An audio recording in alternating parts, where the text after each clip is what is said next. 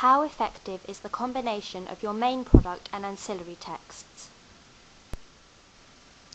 Here is a picture of my digipack and my magazine advertisement, which are my ancillary texts for our group's music video.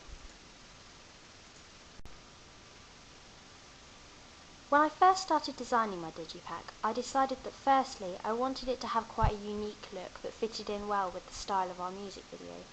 As I mentioned in the previous question, our video had quite a strong 70s theme, which I believe to be crucial in the designing of my digipack, as today most bands or artists have a distinct image, which is what makes their products more recognisable to their fans.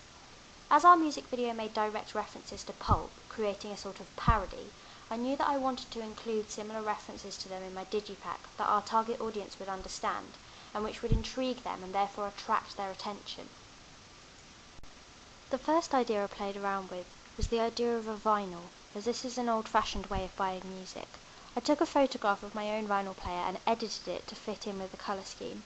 I used this for the front of the CD pouch inside my digipack, which told the audience where the CD was stored, and also gave it a vintage look that fitted in well with our other explored themes.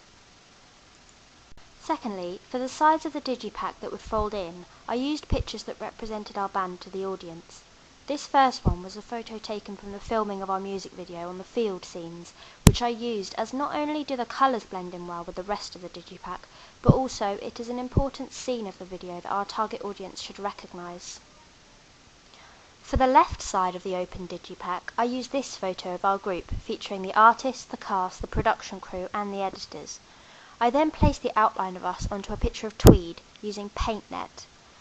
The tweed was also another reference to pulp, as it became Jarvis's signature type of clothing, which is yet another use of intertextuality that our pulp fan target audience would understand.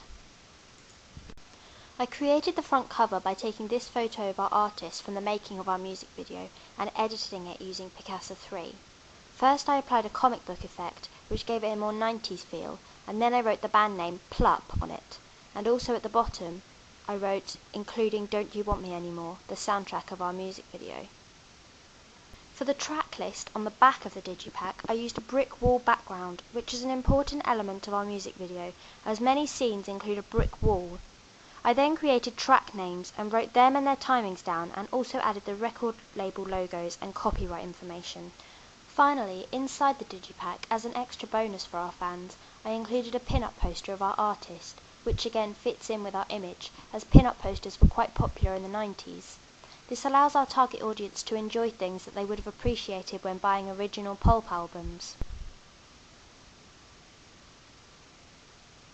It was equally important to make sure my magazine fitted in with the image of our band.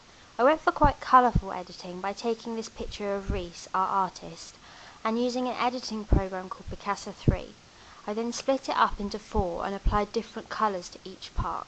This would attract the audience's attention as it stands out, and also our band name Plup, a reverse of pulp, would certainly attract pulp fans, as they might initially think it was a pulp poster and then become intrigued by our similarities to pulp.